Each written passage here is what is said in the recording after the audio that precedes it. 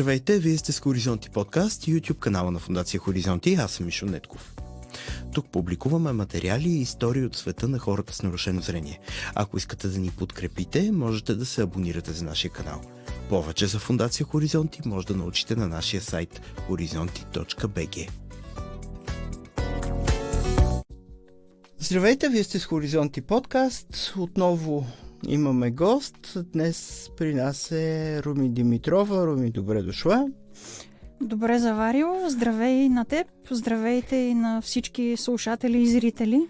Аз съм те поканил в качеството ти на гласът зад погледа. Ти си човека, който е гласът зад погледа. Това е един Фейсбук профил, който ти създаде. Кажи 2-3 приказки, каква е първоначалната идея, каква беше в това нещо, когато го започваше? Първоначално този профил беше като канал за информиране на членовете на регионалната организация на слепите в София.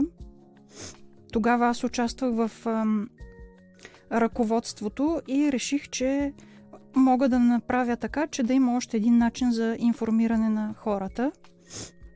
След това обаче, когато изтече мандата, изчаках известно време, за да видя дали някой ще прояви интерес да продължи да управлява този профил. Но тъй като никой не ме потърси, в един прекрасен ден реших да го променя, да променя неговия облик изцяло. Mm-hmm. И първоначално той се казваше информация за незрящи, за да горе-долу да ориентира хората какво могат да получат като съдържание от него. Но тъй като гласът зад погледа звучи малко поетично, по-некомерциално, исках да му дам малко време, за да озрее и за да започне да бъде разпознаваем. Това беше стратегия. Много държах в името да има глас и да има поглед. Затова много лесно ми се получи да го кръсти гласът зад погледа. Добре. Искаш ли да ни кажеш малко за твоя професионален опит до момента? Аз съм сигурен, че много от хората, които ни гледат и ни слушат, те познават, но за тези, които не са те срещали до сега, ако искаш, спомени накратко през какво си минала и как си стигнала до точката, в която си създала това нещо. Да, хубавото е, че голяма част от опита ми е базиран на периода, в който работих в Фондация Хоризонти. Казвам го не от куртоазия, това е самата истина, защото това начало всъщност предначерта по-нататъчното ми развитие. Работих почти 3 години в фондацията като технически сътрудник. Имах възможността да комуникирам с хората по електронна поща, по телефон, да помагам при осъществяването на проектите и също така доста време работих за аудиосписание Хоризонти. Общо взето не само редакторската част, а цялата идея за гостуването, въобще и дори за изплащането на хонорарите. Всичко това беше моя грижа. Тоест разпределянето на минутите на хората, какво време могат да отделят за материалите си, преводните материали, всичко, включително и крайния резултат. Техническата част като звукозапис беше в ръцете на господин Гюнер Мехмет. И така, също така, по време на работата си във фондацията, аз започнах да се включвам във воденето на компютърни курсове. Благодарение на господин Хюсейн Исмаил, който каза: можеш ли да отидеш да ме заместиш? Защото съм ангажирана, някой трябва да поеме групата днес. И така всъщност той ми даде поле за изява. Но аз пък установих, че това е работа, която много ми допада и в последствие отидох да работя в Центъра за рехабилитация в София. Една скоба само тук ще отворя, не знам това дали е тайна. Когато аз започвах да правя Хоризонти подкаст, всъщност мене първоначалната ми идея беше да възстановим аудиосписание Хоризонти. Аз исках да правя аудиосписание. Но тогава, така след обсъждане, стигнахме до идеята, че новия формат за нещата се казва подкаст. И че така всъщност ще е много по-достъпно, много по-лесно, ще стига до повече хора, защото ще може направо в YouTube да се разпространява и така нататък. Тъй, че по някакъв начин аз Хоризонти подкаст го имам за някакъв вид наследник на аудиосписанието на Хоризонти. Това е много хубаво, че се казва подкаст. Действително вече подкаста е актуален и ние трябва да вървим в крак с времето, така че вие надграждате и това, което се получава е нещо много стойностно. Това е един начин хората да бъдат информирани, особено тези, които предпочитат да слушат съдържанието. Аз съм също любител на подкастите, така че приветствам тази идея с две ръце. И много се радвам, че има надграждане. Той е с много по-различен формат и по-актуален за времето си в момента. Така че, да, продължих кариерата си като преподавател, но в един момент реших, че е време да поема по различен път и взех, може би, най-смелото си решение да напусна постоянната си работа и да се преориентирам към частния сектор, въпреки че знаех, че ще има много трудности, но без трудности, без риск, човек няма как да се учи. След това започнах да участвам в проекти за тестване на уебсайтове. Запознах се с критериите за уеб достъпност и по този начин съчетах всичко в този профил. Професионалния опит, личния си опит, опита в социалната сфера и, разбира се, опита в тестването на уеб достъпност, защото когато създаваш съдържание, трябва да направиш така, че никой да не се чувства изключен и всеки да има равен достъп до това, което е в уеб пространството в случая.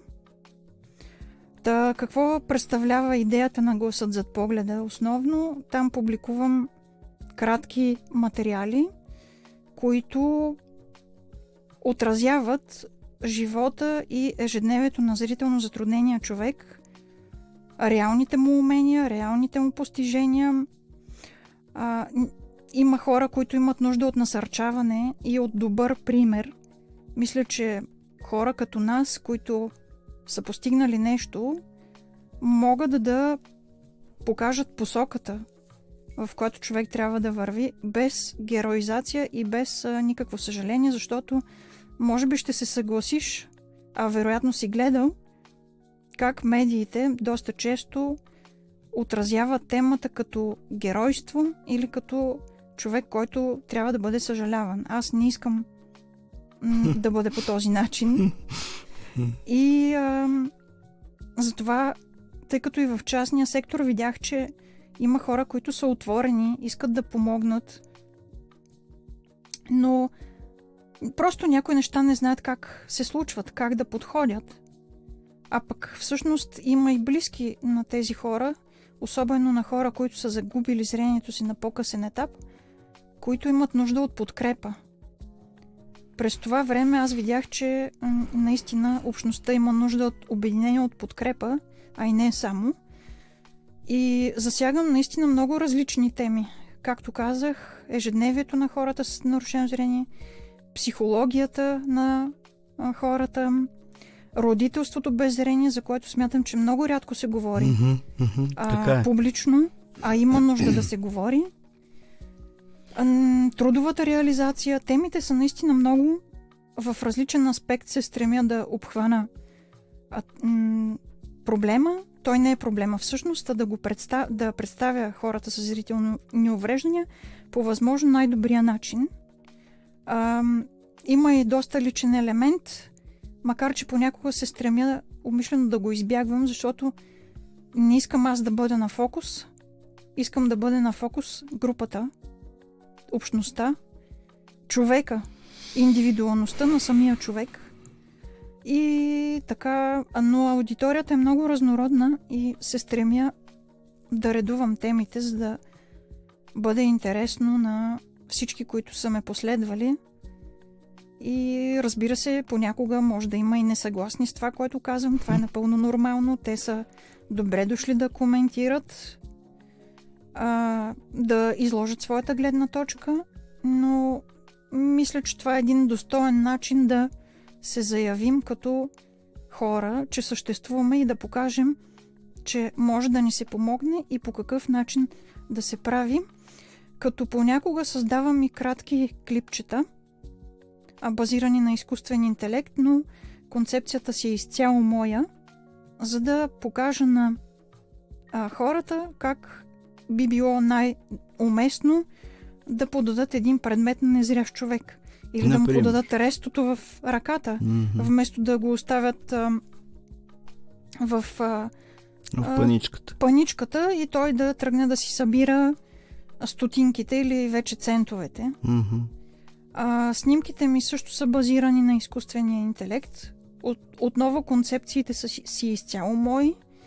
Той само ми ги генерира и евентуално може да ми каже коя концепция би сработила най-добре за текста, който е написан. Материалите са кратки, защото хората в социалните мрежи не обичат да четат дълги неща. Така е. Но съдържанието трябва да бъде създадено да привлича хората и без визуалния ефект това е по-трудно. В началото опитах и така, имаше някакъв ефект, но когато има визуална част подплатена към самия текст, много повече аудиторията реагира, споделя и така да се каже, има този вирусен ефект, който целя да постигна. Руми, честно да ти кажа, аз никога не съм искал да се снимам с видео, но просто практиката го наложи. Оказа се, че когато качваш в YouTube подкасти, ако те нямат картинка, хората просто не ги отварят. Така че злясти на камерата, благодарим на телефона, който седи там и снима. Но и това е с което разполагаме, това, което можем да направим. Знаеш, и когато аз чета нещата, които ти качваш, обикновено така имам силното усещане, че може един цяло голям разговор да стане върху този кратък материал, но може би това е идеята, да има няколко кратки изречения, които не толкова да обяснят задължително всичко, колкото участие да провокират някакъв размисъл, защото според мен емпатията и доброто отношение се ражда тогава, когато има мисъл за другия човек. Не тогава, когато имаш готови отговори, а тогава, когато се опитваш да си представиш какво би било. Там са, разбира се, и всички предразсъдъци, които се получават. Но ето да кажем, когато започвах да правя Хоризонти подкаст, споделях с приятели какво смятам да правя и така. И те ме питат, кажи сега какъв ти е таргета на подкаста. И аз заорах много сериозно и почнах да се чуда какъв ми е таргета сега да правя видеа, в които слепите да разказват за живота на слепите и тях да си ги пускат слепите, това няма много голям смисъл. Исках да обхвана хората, които са по границата, хората, които не знаят, биха научили още нещо. Защото аз съм дълбоко убеден, че хората обикновено не са злонамерени, те са недостатъчно добре информирани. И ако те знаят, може би това не само ще помогне на нас, не само ще помогне на тях, това ще помогне на абсолютно всички. Това ще направи обществото по-зряло като цяло. Виж това каква голяма цел е. Да, това правилно разкодира идеята. Наистина ги пиша с емпатия, без никакво получаване, просто информиране на хората, като действително има последователи, които не са от общността. Просто им е интересно и така се научават и ще бъдат по-адекватни, когато срещнат такъв човек, независимо къде. Така че да, това е идеята, наистина да бъдат информирани по един емпатичен начин и хората да се чувстват по някакъв начин подкрепени. На мен ми е много ценно това, че ти от първо лице разказваш нещата, защото според мен е много трудно да говориш от името на цялата група на незрящите, защото това са много различни хора. И по отношение на геройството, нали, на това, че колко е страхотно, че те се справят и така нататък, това е група, в която аз поне така го преживявам. Хората са насила напъхани в тая група. Никой не е поискал да стане незрящ, че да го постигне, че да каже, ето това е нещо страхотно, което съм направил. И ако ние успяваме да излизаме навън и ако имаме някакви успехи в интеграцията, то е не защото искаме да сме големи герои, а просто защото сме принудени от обстоятелствата да търсим някакъв начин и да се бориме за това. Това не съм сигурен, че задължително ни прави много велики хора. Ти какво мислиш? Аз мисля, че ние не сме велики хора. Добре. Просто всеки си има свои интереси, умения, желания за развитие и така да се каже, наистина да прави това, което му харесва и вярва, че може да го прави. Така че, да, няма как да не разказвам от първо лице. Пак казвам, много пъти ми се иска да не съм аз на фокус, но не винаги мога да обобщя, че всички го правят по този начин или не го правят по дадения начин. И когато човек разказва от първо лице, макар и по-деликатно, той е автентичен и така изграждаш доверие. Тоест, думите, които представяш, пишеш, достигат до аудиторията, но мисля, че така просто въздействието е по-голямо.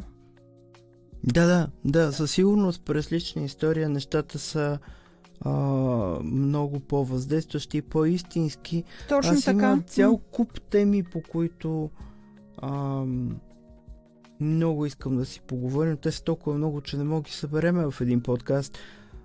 Темата за родителството е нещо, което много така лично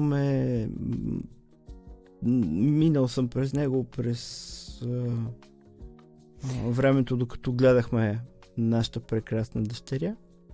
Темата за родителството ми е една от любимите. Нали? Да, защото аз съм също родител и благодарение на класния ръководител получих покана миналата година да направя една презентация на класа с родителите за хората с нарушено зрение. Всъщност поканата беше да отида да си представя професията, но предложих, за да е по-полезно това, което ще се направи, е да направя презентация, като включа всички деца, без изключение, включително и тези с СОП, в различни ролеви игри. Няколко игри за всички групи деца, защото отборно трябваше да бъде всичко и разбира се да демонстрирам четене на Брайл, как се работи с компютър, и всичко по-интересно, някои от техническите помощни средства, трябва да ви кажа, че отношението на родителите и на децата много се промени. Това ще те питам, как го приеха децата? Защото родителите са по-социални, те имат все пак някакви задръжки, бариери, които при децата са по-малко. Как реагираха децата на всичко това? На децата им беше много интересно, тъй като обаче времето беше малко и не можеха да участват всички във всички игри. Имаше така леко недоволство, но им беше много интересно и много бяха впечатлени. Защото преди това са питали детето ми как ти готвят, как чистите вкъщи, как ти избират дрехите, за да се облечеш. Някои от тези неща, докато като приключи тази презентация, те вече не го питат. Дори когато ме видят в двора, идват, говорим си, обаждат ми се, поздравяват ме. Ако детето се е заиграло в този момент, рита топката и не ме е видяло, те веднага го информират, че съм дошла да го взема. И много е интересно. Мисля, че това е пътя да информираме обществото още когато те са деца, защото в един момент, когато пораснат в един прекрасен ден, някои от тези деца биха могли да ни управляват или да работят на такива места, че да могат да се замислят, аз познавам един такъв човек, видял съм за какво става въпрос, трябва да помисля, когато създавам нещо и на него да му бъде удобно. Например. Да. Виж колко интересно, обаче ти се ставаш в личното си качество, разказваш за това, което се случва през собствения ти опит и това, че си се станала под прожекторите, всъщност води до една по-скоро позитивна реакция. Тоест хората, когато научат повече за тебе в лично качество, по-скоро започват повече да те харесват, отколкото да те отбягват и да не искат комуникация с тебе. Затова ти казах в началото, че според мен повечето информираност води до повече разбиране. Да, напълно съм съгласна и това е моята основна и единствена цел. Защото това, което правя аз, не откривам топлата вода. Това се прави в Щатите, в Австралия, в Южна Африка, Мароко, Шотландия, на много други места по света, защото проблематиката е една и съща, с малко по-различен нюанс и по-различно отношение. Но те си пишат подобни неща. Там по-декларативно го правят. Първо, че това не ми е в стила. Второ, че такова нещо тук в България няма да проработи. Българина не обича да бъде получаван как трябва да постъпва. Така е. Затова моя стил и принципно е такъв. По-емпатично да подходя и да представям по този начин нещата. Има моменти, в които съм превеждала статии, техни статии, също преработени доста и адаптирани към нашата действителност. И винаги съм посочвала източниците, разбира се. Има моменти, в които просто съм видяла някоя тема, по която те са писали и съм се подсетила, че мога и аз да я развия, но по моя си начин. С моя личен почерк и в моя стил. Нямаш ли понякога едно такова много тежко усещане, че това няма как да се адаптира и да се преведе, защото просто това е друг свят? Аз те питам, защото на мен това ми се е случвало, когато седа и виждам някакви неща, които хората по света правят и си казвам, ето това нещо в България го няма, нали?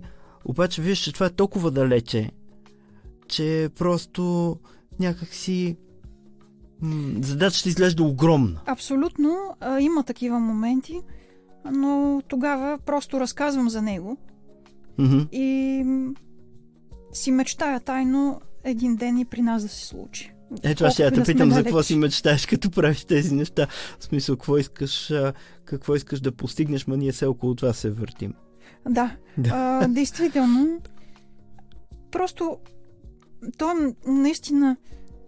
Аз не искам нещо много велико, искам средата да се промени и да има по-голямо разбиране към всички. И просто да не сме в стигмата, че всички сме едни и същи. Мгм. А че всеки си има свои умения, както казах, желания и път, по който иска да върви. Кое ти е най-трудно в тази цялата работа? Най-трудно мисля, че все още не може да достигне до повече хора. И затова съм благодарна на всеки един, който реагира и споделя. Идеята ми не е да печеля пари от това нещо, защото това е възможно, но мисля, че има други начини, по които все още мога да го правя и то добре, това е просто нещо доброволно, което правя и ми се иска да достига до повече хора, за да се информират, не да търся някаква популярност. Мисля, че има други начини, по които бих могла да я търся, ако искам. Не целя това. И нито пък някаква атрактивност. Наистина ми се иска. Но това става бавно и аз съм наясно. Затова колкото време е нужно, ще продължа да го правя без значение от колко време ще ми отнеме. Това не е кампания. Нещо, което ми харесва да го правя и да го развивам и да има стойност. Какво казва семейството ти за това? Подкрепят ли те в тази твоя дейност? Подкрепят ме до толкова, че са ме оставили да си го развивам както си смятам за добре. Това е също част от подкрепата. Тъй като това, нали, все пак е отделяне на време, енергия, ресурс. Ние сме много различни хора и примерно малкият ме подкрепя до толкова, че може да ми види снимката, която изкуственият интелект е генерирал и да ми каже добре, не е добре, има грешка, няма грешка и това е също част от подкрепата. Те може би не са съвсем наясно какво точно искам да направя, но имам свободата да го направя. Моя съпруг е също любител на подкасти, на аудио и видео съдържание. Той обаче отдавна не следи социалните мрежи. Може би затова по-скоро го приема по-различно. Mm-hmm. Но все пак му благодаря, че ме подкрепя морално. Всички са в социалните мрежи, това е истината. Ако искаме да стигнем до хората, това е пътя, това е начина. Аз съм наясно, че има и друг път да го направим, но не ми се иска по този, както казах, не търся атракцията. Ако започна да създавам клипчета за TikTok или как ми минава деня, да кажем, как си водя детето до училище. Как режеш ябълка. Как режа ябълка или как беля картофи. Иска интересни неща. Мисля, че това би било по-атрактивно, но според мен то по-бързо ще отмине като ефект. Да. Докато информацията, съдържанието, което създавам, то е с по-голяма стойност и за по-дълго време ще отлежи и ще се възприема, защото това, което пиша, то ще е актуално и днес, и след 1 година, и след 5 години, защото има и доста ресурсни специалисти, които са последвали профила и се информират и споделят тази информация. Има неща, които не ги пише в учебниците и няма как да знаят за тях от първо лице. Разкажи ми малко повече за времето, когато ти консултираше хора изгубили зрение или напълно незрящи или частично виждащи по отношение на технологии, мобилност и така нататък. Имаш предвид, когато работих в центъра ли? Да. Ами, там това го правих почти 10 години.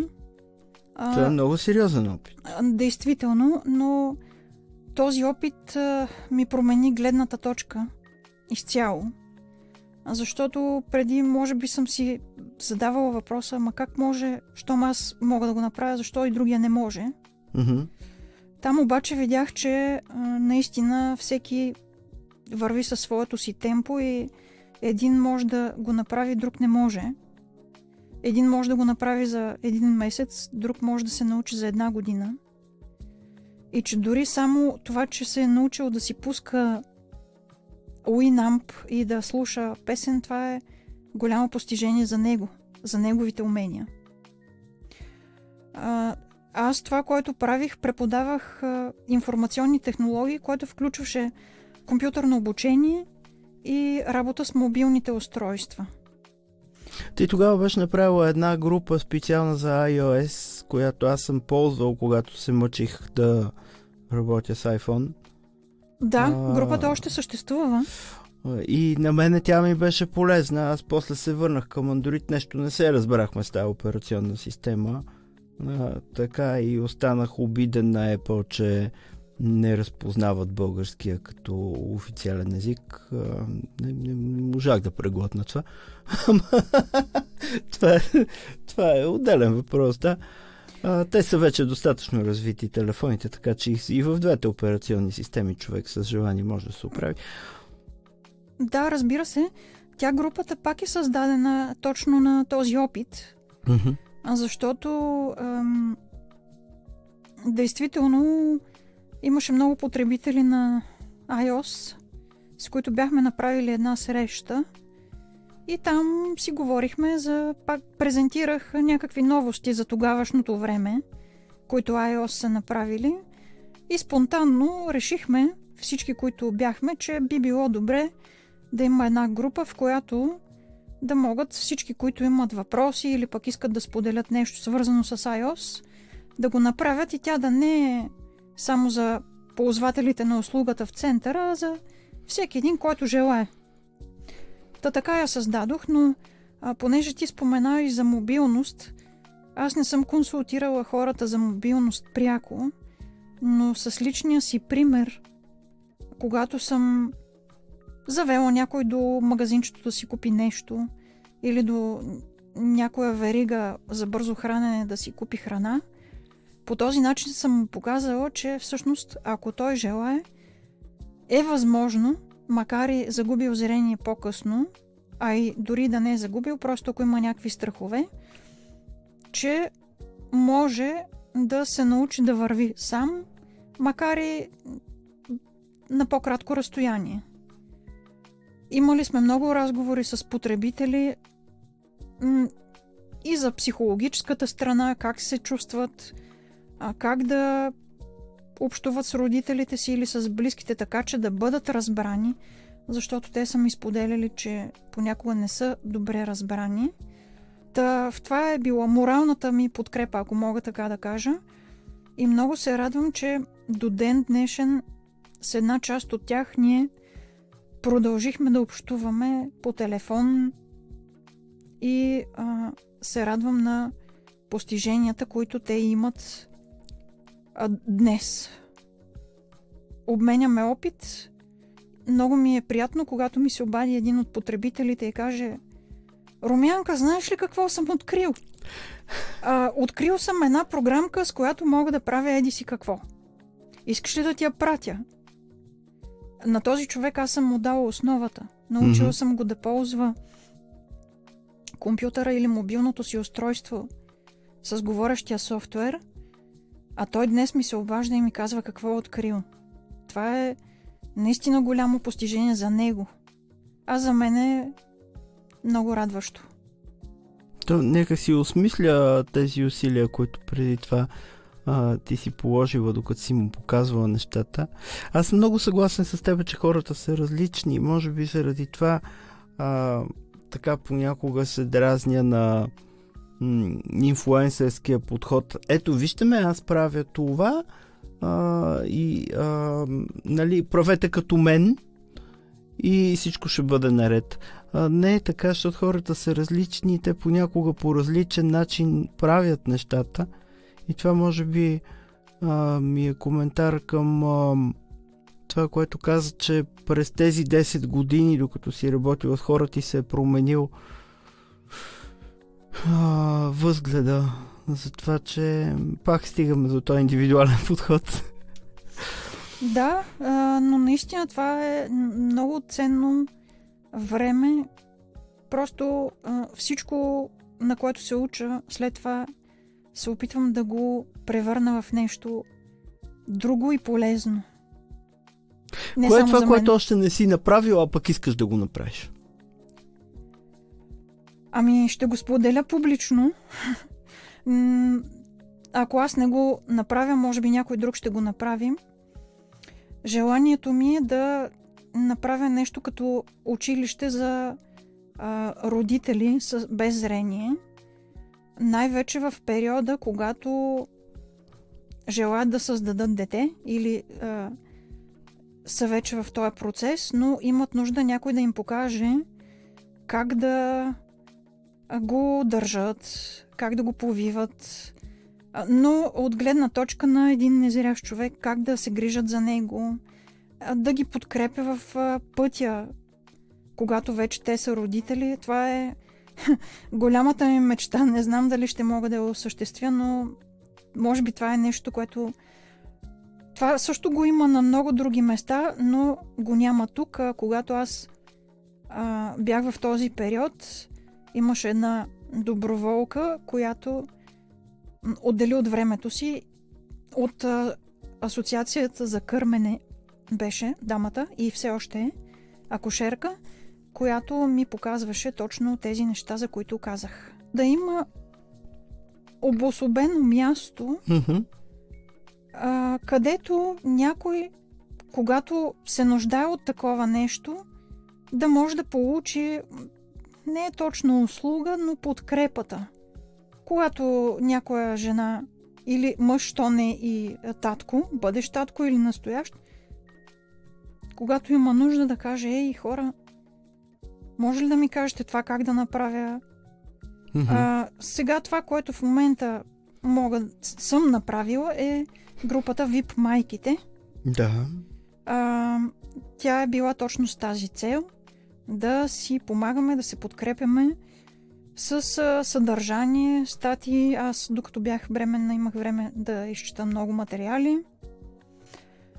да следя много канали, но там също, който желае, която от майките желае, може да зададе въпрос и да получи подкрепа. Например, кажете ми как да направя така, че да разбирам къде ми е детето, когато сме навън.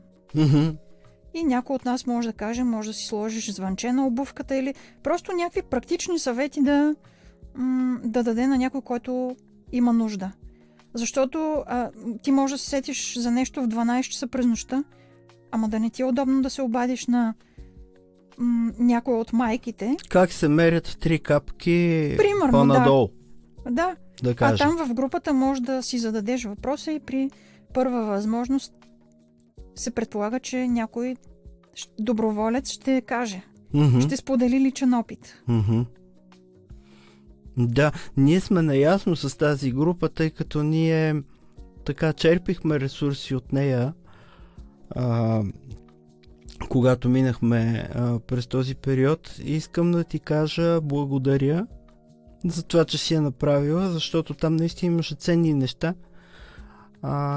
И ние тихомълком сме я ползвали тази група, въпреки че аз никога не съм писал коментари в нея, никога не съм казвал, не съм изказвал мнение някакво по някаква тема, но ние сме чели, сме ползвали тази група. И благодаря. Аз също ви благодаря, че сте я ползвали. За мен няма значение дали някой... Знам, че има хора, които се притесняват да коментират. това съм го изпитала, но четат. Мгм. Защото ми се е случвало, задам въпрос и ми се обаждат няколко майки по телефона да ми отговорят, защото не искат да пишат в групата. Просто се притесняват да го направят. Или просто предпочитат да говорят по телефона. То говоренето по телефона е една друга работа. Там седиш си и си приказваш. Можем да се чуем, чувате там се. все пак трябва да седнат, да го измислят. Имат си притесненията хората, разбирам ги, но се радвам, че този ресурс е помогнал на вас, предполагам и на други. Много се радвам, групата не е толкова активна, но си продължава да си съществува и ще продължи. Така че и там от време на време, като ми попадне някаква статия, продължавам да споделям. Руми, много ти благодаря за това, че дойде да ни гостуваш в Хоризонти подкаст. Аз искам да те поканя отново и много ми се иска специално да поговорим на тема родителство, защото наистина по тази тема няма достатъчно, а това да ставаш родител, момента в който ставаш родител е един от най-ключовите в живота на човека изобщо. И то не важи само за сега, то ще важи и за след 5 години, и за след 10 години, когато има повече материали качени по темата, тогава човек може да избира, човек може да търси, да намира някаква информация.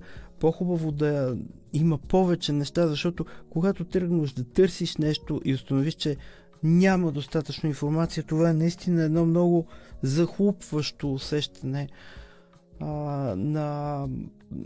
като да си сам, да трябва да се справяш сам с всичко, а там се поема много нова отговорност, когато става въпрос за нов човек, който се появява. Разбира се, има семейство, има роднини, но човек пък не е длъжен за всяко нещо да иска да пита майка си и баща си. Може да искаш да чуеш от някъде другаде някакво мнение и така. Ами да, майките и бащите също са ценна подкрепа, но понякога те не могат да влязат в нашите обувки и дори не са съгласни с някои наши методи при отглеждането на децата.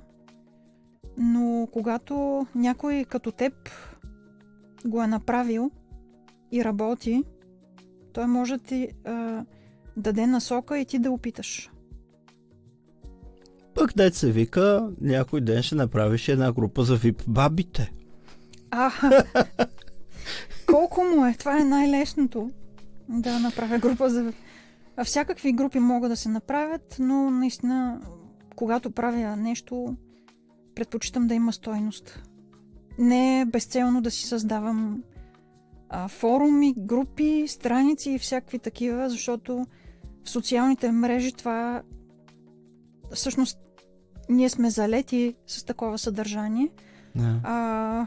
Такъв вид съдържание, което ми се иска да има, е по-трудно се намира и алгоритмите не го разпространяват по този начин, по който гърми в социалните мрежи примерно 6-7. някоя, 6-7 или песен за кебабчето, да кажем. Да. Ние сега пак казахме 6-7, така че го включихме в този подкаст, щем не ще. Това така е се случват 6-7. неща, да. Всички нашите деца много го употребяват това нещо. Искам да пожелая успех на теб и на нещата, които правиш. Успех на гласа зад погледа. Продължавай да правиш още материали, качвай ги, защото има хора, които ги четат и това има смисъл. И колкото повече правиш, толкова повече то ще добива популярност. Много благодаря за пожеланията. Пак казвам, действително ще продължавам да създавам такъв тип съдържание. Това обаче става с постоянство и както има една наша поговорка, капка по капка вир става. Точно така. Да, значи за капките си говорим. Нека сега ще капнем още един подкаст, после още един и така. Добре си дошла винаги. Фондация Хоризонти е с отворени врати за теб. Благодаря ти, че ни гостува. И аз благодаря още веднъж.